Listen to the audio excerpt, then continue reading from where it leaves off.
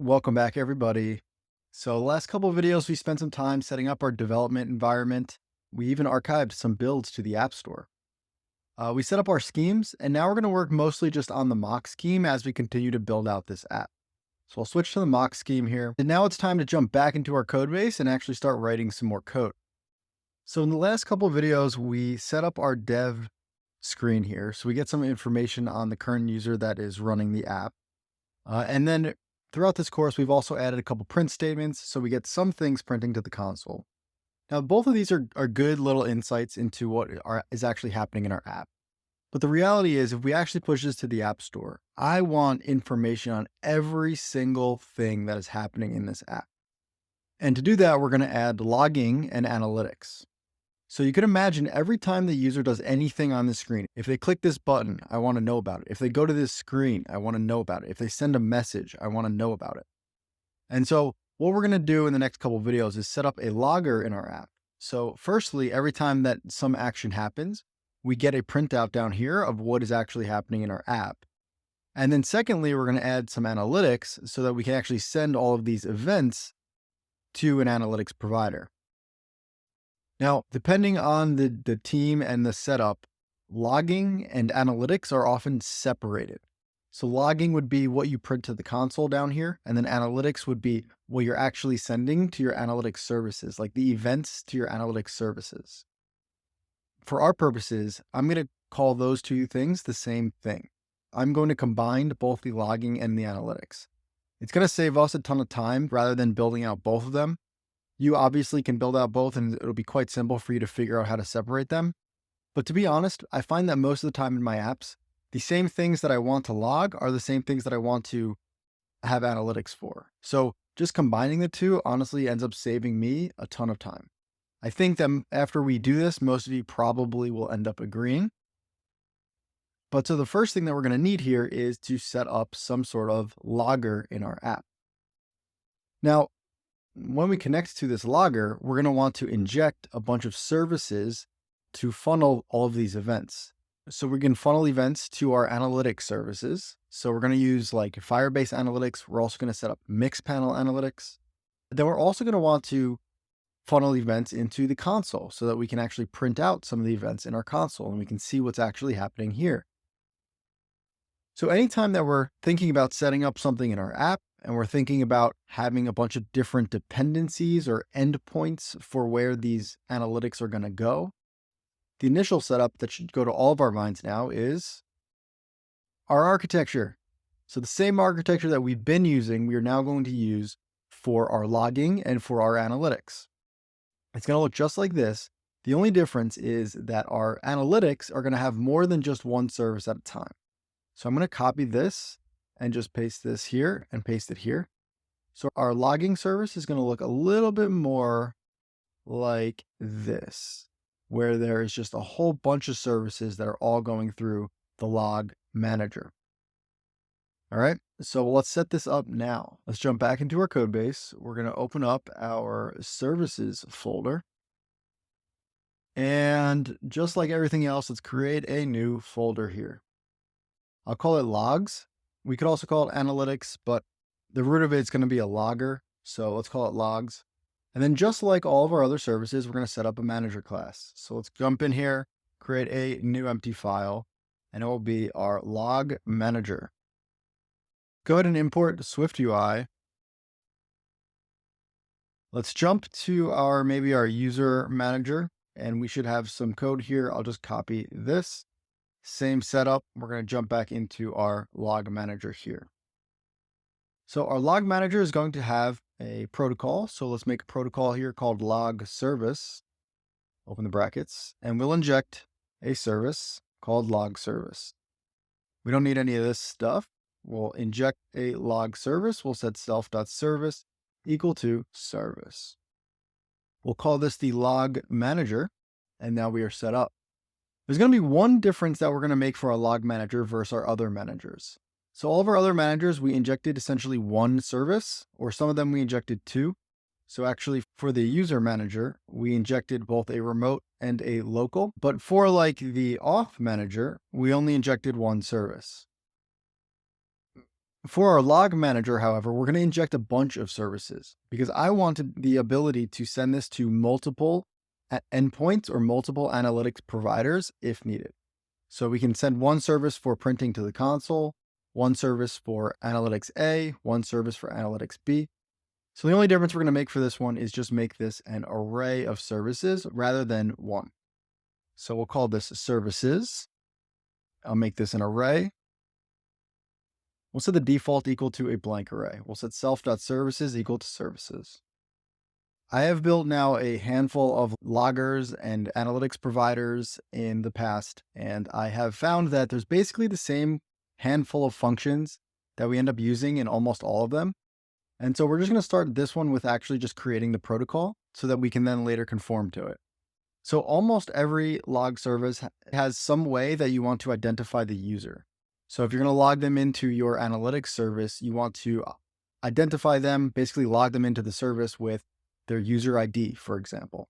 So we'll have a function called identify user. It will pass in a user ID of type string, as well as their name. We'll make that optional in case we don't have their name, and an email of type string. Oftentimes, you can also set user properties on the user. So for example, we have a bunch of properties like this user is anonymous, is false. So you can set user properties in a lot of these services. So let's create a function here called add user properties. And I'll pass in a dictionary, and this will be of type string, and we'll make it any. We're going to have to edit this in a second. I'll talk about it in a couple minutes. We're also going to have a function called delete user profile. So in addition to creating or logging in the user, we can also delete the user in a lot of these services. There's two more functions that we're going to add here. One is going to be track event, and another one will be track screen event. So anytime you have some sort of analytics service, you have to trigger events. When the user clicks on a button, when the user goes to the next screen, you're triggering events. In those services, oftentimes there is a separate way to identify screen tracking events.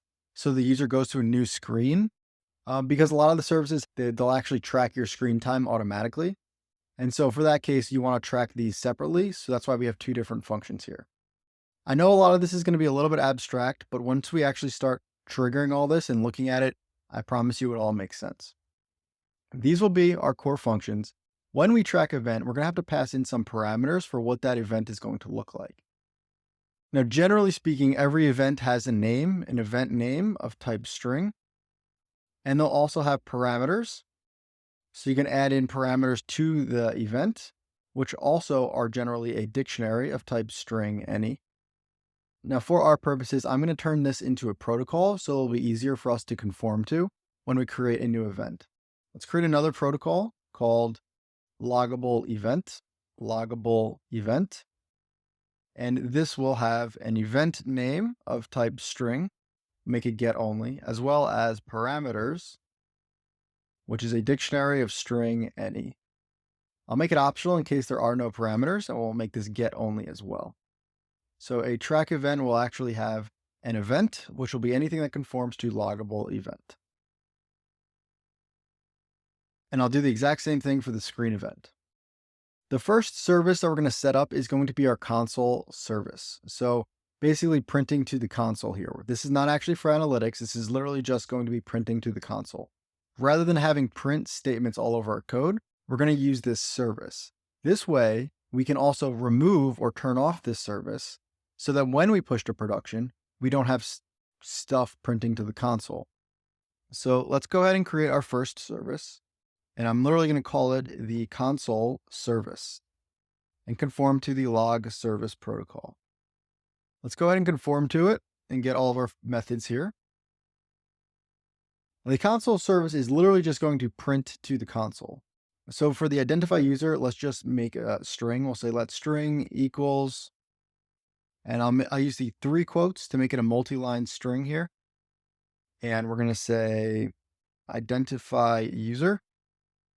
And I'll put a tab in here and I'll say the user ID colon, and let's put in the user ID. On the next line, let's do the name colon name. And the next line, let's do the email, colon, the email. These are optional, so we'll do otherwise unknown. And I'll do otherwise unknown here as well. And then let's just literally just call print string. And we'll update that in a second. I want to do a printable string for all of these now. So for the add user properties, first we're going to create a string. So let's copy this. So create this string here. This one we're going to say, let's say log user properties. And now I want to loop on every value in this dictionary and then just add them to this string. Let's go ahead and say let sorted equals the dictionary dot keys, all of the keys, and let's go dot sorted so that we put it into an array. And then we'll go for key in sorted. We should probably call this a sorted keys. Let's try to access the value now. So we'll say if let value equals the dictionary at the key.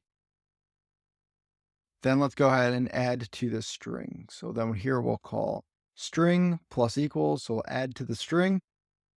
And let's add a line break with the \n. And then we will add I'll use parentheses key. And let's actually add the key as well as the value. I'll add the value and then I'll close the parentheses.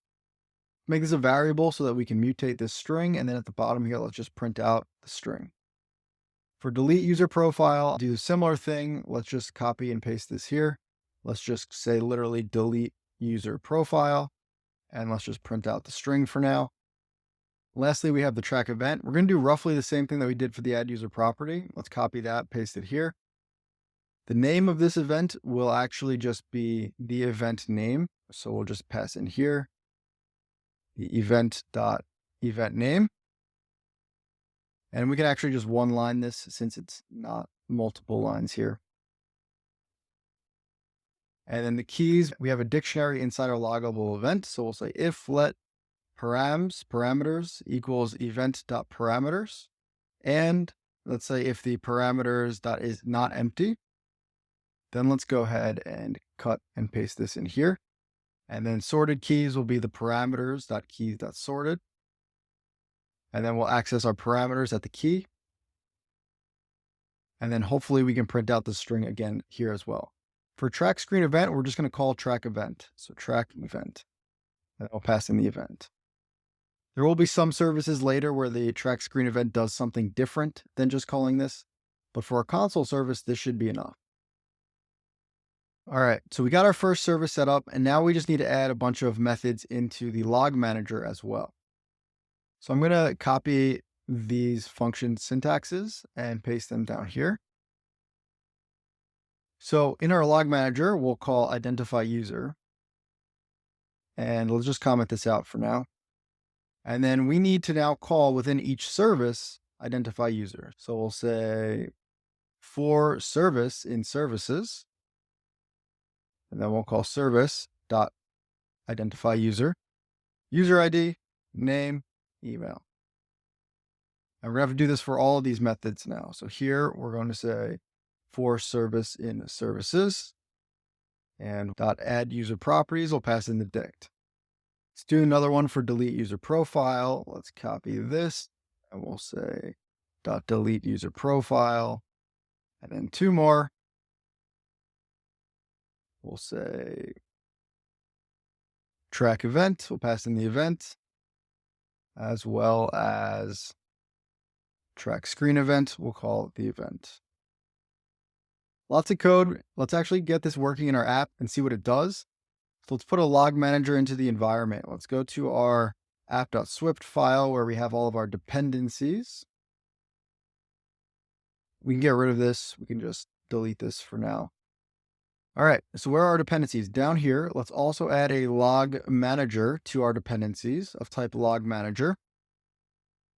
And for our mock configuration, let's add a LogManager and we'll set it equal to a LogManager with a bunch of services.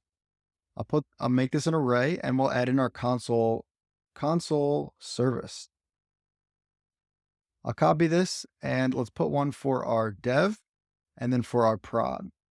Except for the production version, I actually don't ever want to print anything to the console when we go to production. So for the production, I'm going to delete this line and not have any services in production for now. Later, we're going to actually add in our production services, which will be all of our analytics services. But so right now, we should be able to use the console service in the dev or the mock schemes.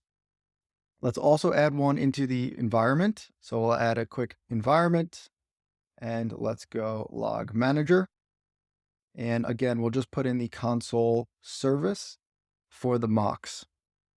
And we're actually not printing anything in our preview canvas, so I'll keep this as a blank array in the mocks as well.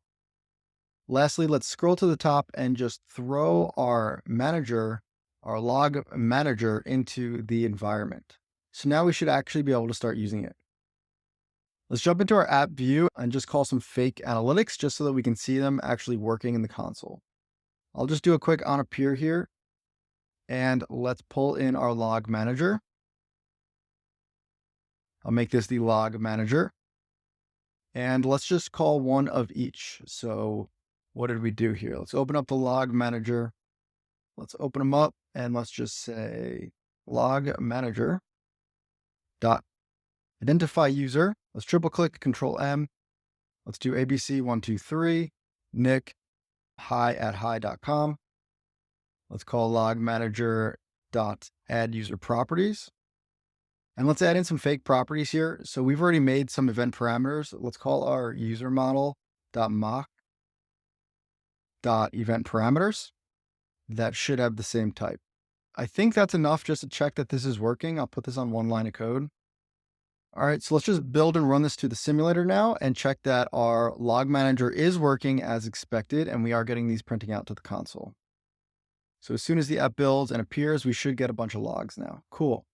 Identify user printed out with the information and then log user properties printed out with the information.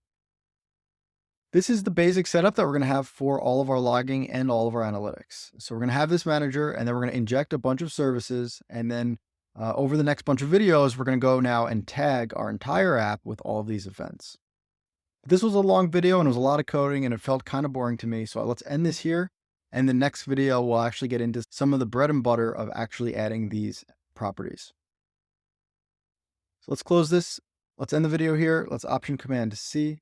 I'll make this a feature and we're going to say add log manager. Let's go ahead and stage it and commit it. Push it on up to GitHub, and we got a lot to do in the next video.